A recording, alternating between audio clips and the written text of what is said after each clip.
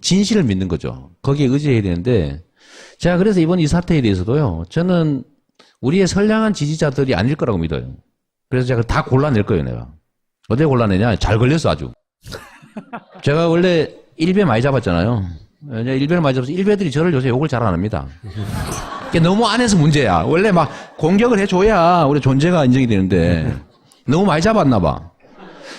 요것도 저는 아까 말씀하셨던 이관계 진영의 분열을 노린 이관계라고 보기 때문에 제가 그중에 심한 사람들 다 골라가지고 지금 다 체크하고 있거든요.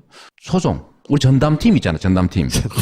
전담 변호사팀 있단 말이에요. 그래가지고 민사소송, 형사고발, 고소 다 할 거예요. 그래서 딱 골라낼 거예요. 그래서 앞으로도 허위사실을 유포하는 거예요. 욕하는 건 상관없다. 욕하는 건 용서가 됩니다. 근데 사실이 아닌 걸로 사람을 모함을 하잖아요. 이건 나중에 화합이 안 됩니다. 이제 이거를 사전에 예방하기 위해서 정치적으로는 좀 손실이 오겠죠, 그죠? 야, 역시 저 가벼워. 좀 깎겠지만 싸움닭이라 그러고. 근데 아직 5%니까 10% 되기 전에 지금 내가 확 한번 정리를 한번 해버려야 돼.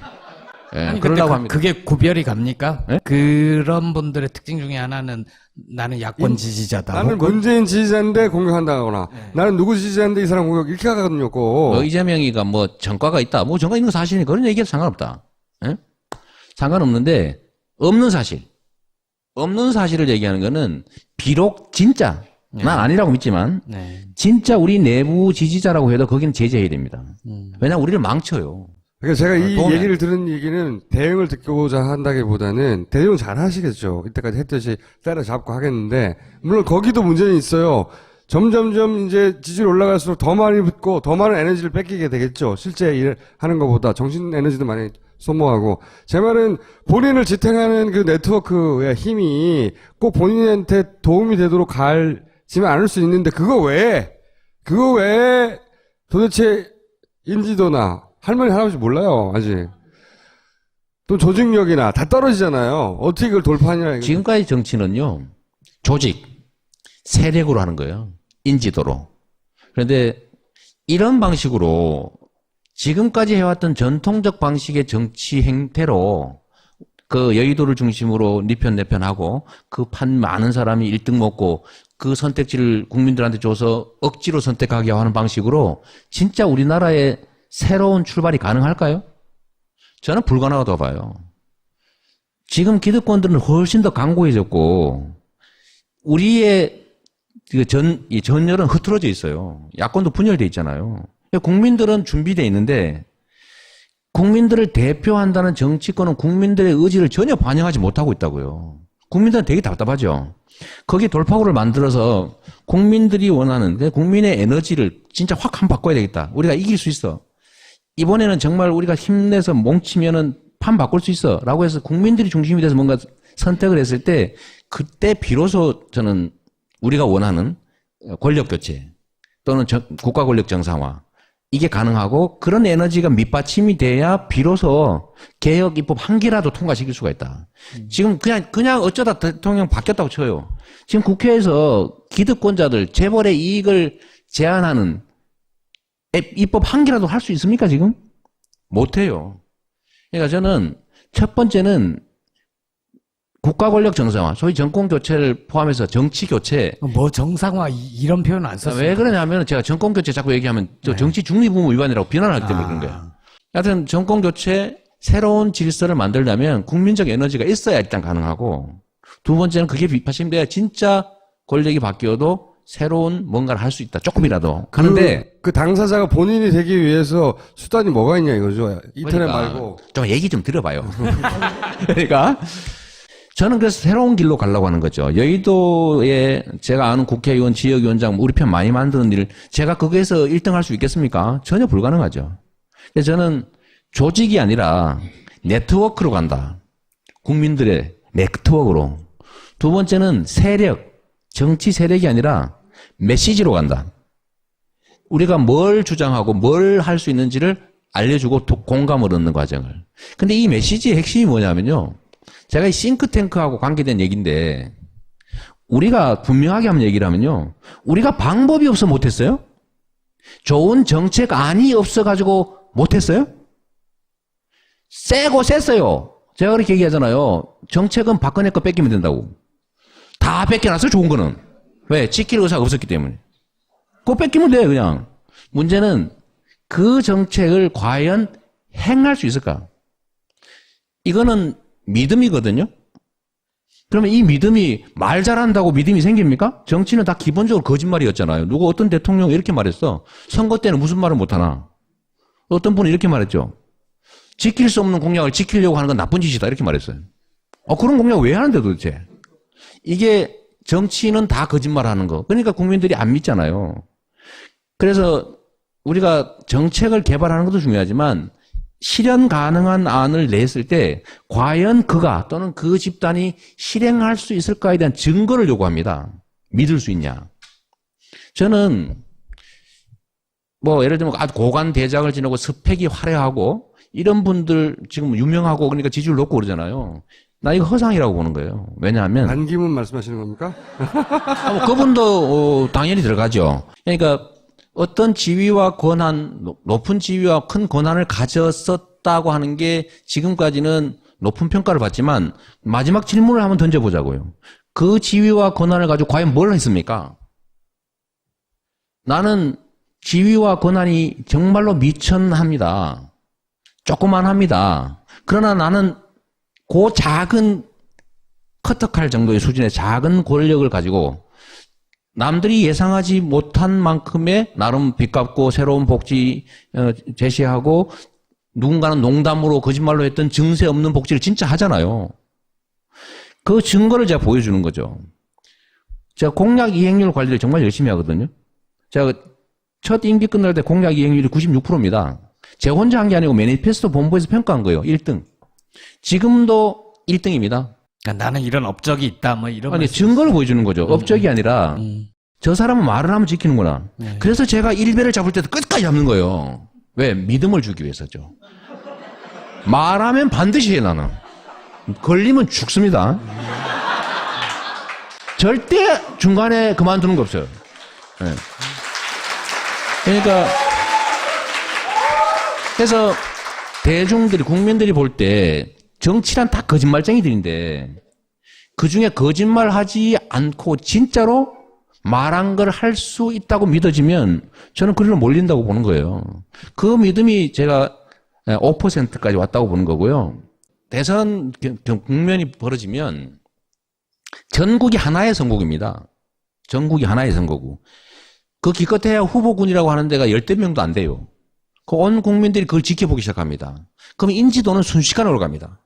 인지도는. 지금이야 여론조사에도 안 내주고 일부러 보도에도 싹 빼고 이러지만 제가 좀 그래서 좀 더 일찍 선언을 하려고 그래.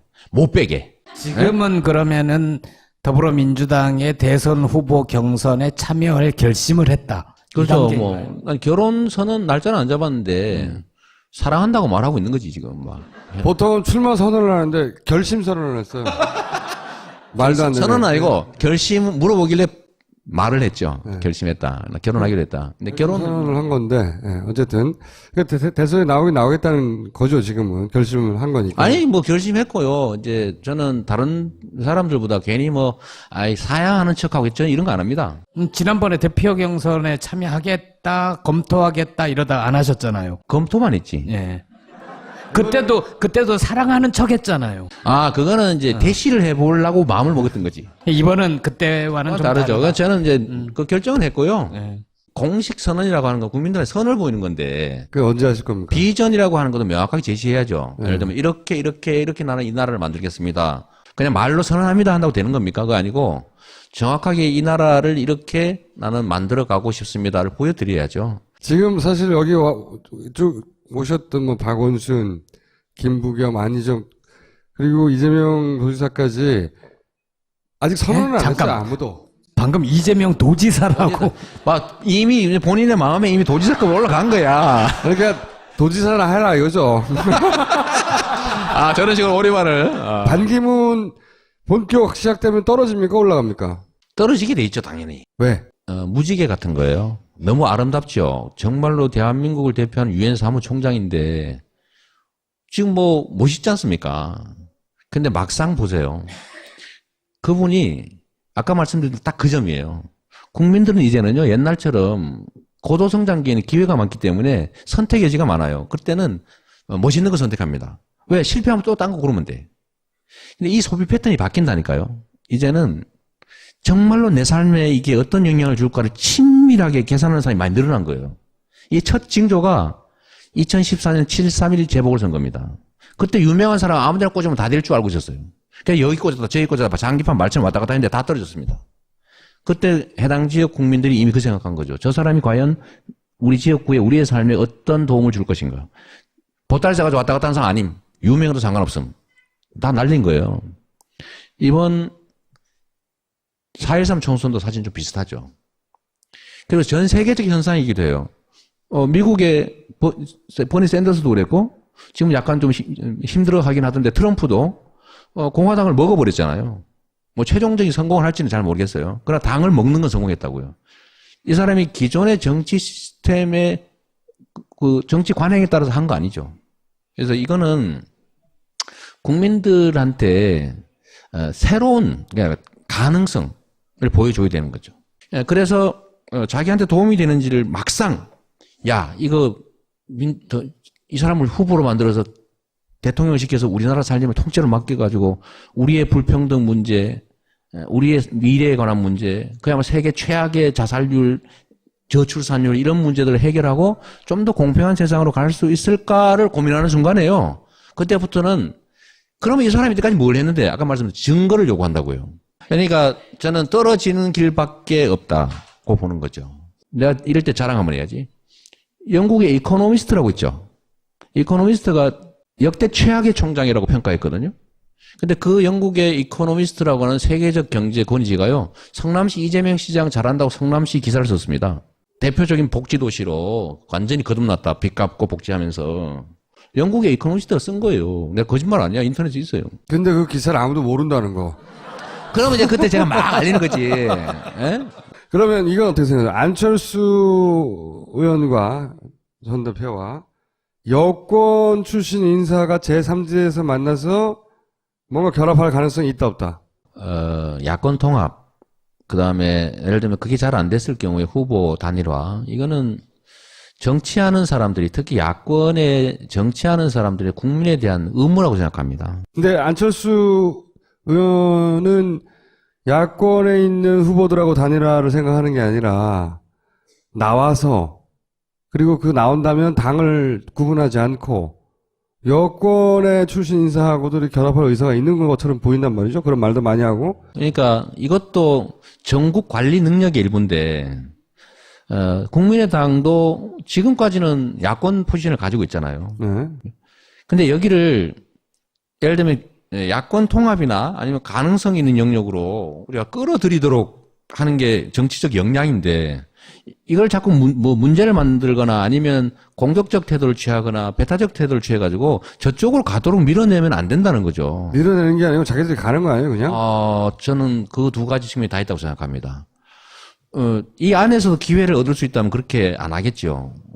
그래서 저는 제3지대 얘기 최근에 뭐 이래저래 나오는데, 저는 누구를 빼고 하는 방식은 성공할 수도 없고, 그건 또 다른 갈등을 만들기 때문에 도움이 안 될 것 같고요. 친박하고 친문만 빼고는 다 오라는 건데.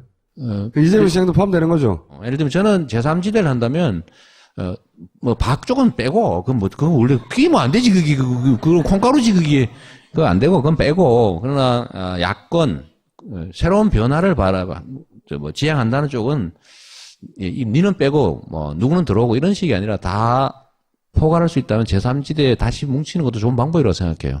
가능할지는 잘 모르겠지만. 야권이 통합하는 하나의 방안으로 생각하시는 거. 있을까? 이거는 믿음이거든요? 그러면 이 믿음이 말 잘한다고 믿음이 생깁니까? 정치는 다 기본적으로 거짓말이었잖아요. 누구 어떤 대통령이 이렇게 말했어. 선거 때는 무슨 말을 못하나. 어떤 분이 이렇게 말했죠. 지킬 수 없는 공약을 지키려고 하는 건 나쁜 짓이다. 이렇게 말했어요. 그런 공약 왜 하는데 도대체? 이게 정치는 다 거짓말하는 거. 그러니까 국민들이 안 믿잖아요. 그래서 우리가 정책을 개발하는 것도 중요하지만 실현 가능한 안을 냈을 때 과연 그가 또는 그 집단이 실행할 수 있을까에 대한 증거를 요구합니다. 믿을 수 있냐. 저는 예를 들면 아주 고관 대작을 지내고 스펙이 화려하고 이런 분들 지금 유명하고 그러니까 지지율 높고 그러잖아요. 나 이거 허상이라고 보는 거예요. 왜냐하면 반기문 말씀하시는 겁니까? 뭐 그분도 당연히 들어가죠. 그러니까 어떤 지위와 권한, 높은 지위와 큰 권한을 가졌었다고 하는 게 지금까지는 높은 평가를 받지만 마지막 질문을 한번 던져보자고요. 그 지위와 권한을 가지고 과연 뭘 했습니까? 나는 지위와 권한이 정말로 미천합니다.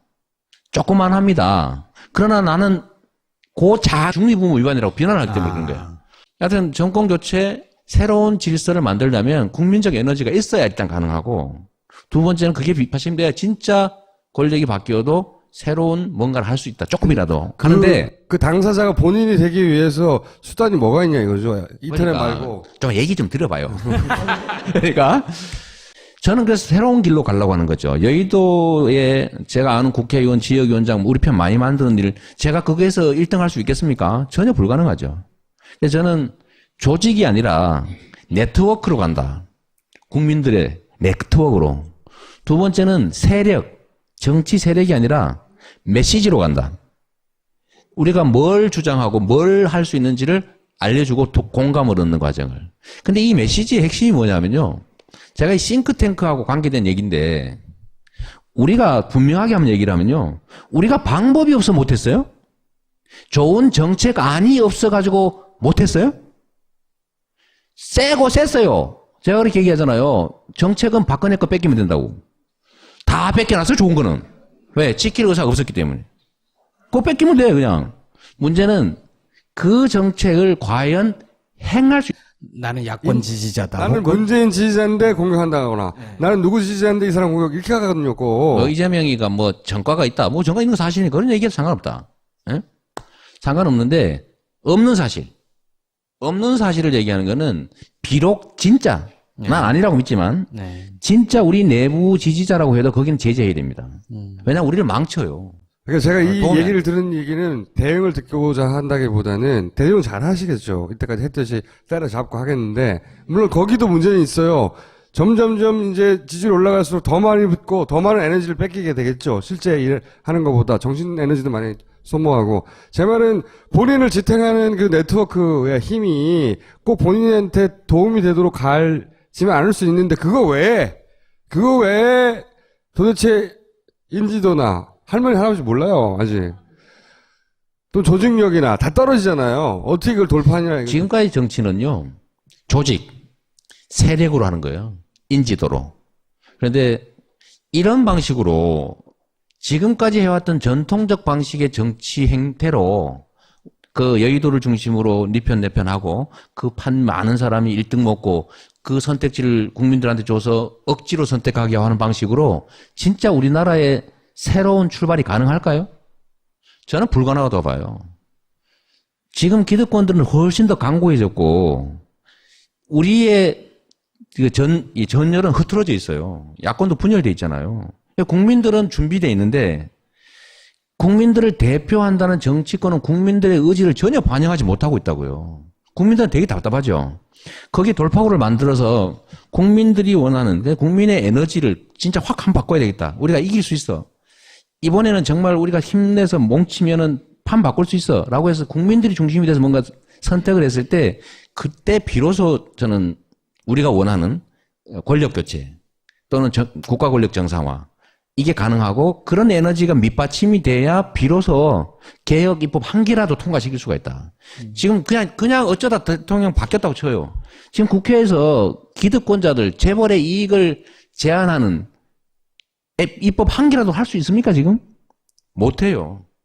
그러니까 저는 첫 번째는 국가 권력 정상화, 소위 정권 교체를 포함해서 정치 교체. 뭐 정상화 이런 표현 안 썼어요. 왜 그러냐면 제가 정권 교체 자꾸 얘기하면 또 정치 진실을 믿는 거죠. 거기에 의지해야 되는데 제가 그래서 이번 이 사태에 대해서도요. 저는 우리의 선량한 지지자들이 아닐 거라고 믿어요. 그래서 제가 다 골라낼 거예요, 내가. 어디에 골라내냐? 잘 걸렸어, 아주. 제가 원래 일배 많이 잡았잖아요. 일배를 많이 잡아서 일배들이 저를 요새 욕을 잘 안 합니다. 너무 안 해서 문제야. 원래 막 공격을 해줘야 우리 존재가 인정이 되는데 너무 많이 잡았나 봐. 요것도 저는 아까 말씀하셨던 이관계. 진영의 예. 분열을 노린 이관계라고 보기 때문에 제가 그중에 심한 사람들 다 골라가지고 지금 다 체크하고 있거든요. 소송. 우리 전담팀 있잖아요. 전담팀. 전담 변호사팀 있단 말이에요. 그래가지고 민사소송, 형사고발, 고소 다 할 거예요. 그래서 딱 골라낼 거예요. 그래서 앞으로도 허위사실을 유포하는 거예요. 욕하는 건 상관없다. 욕하는 건 용서가 됩니다. 근데 사실이 아닌 걸로 사람을 모함을 하잖아요. 이건 나중에 화합이 안 됩니다. 이제 이거를 사전에 예방하기 위해서 정치적으로는 좀 손실이 오겠죠. 그죠? 야, 역시 저 가벼워. 좀 깎겠지만 싸움닭이라 그러고. 근데 아직 5%니까 10% 되기 전에 지금 내가 확 한번 정리를 한번 해버려야 돼. 예, 아니, 근데 그러려고 합니다. 그게 구별이 갑니까? 네? 그런 분들의 특징 중에 하나는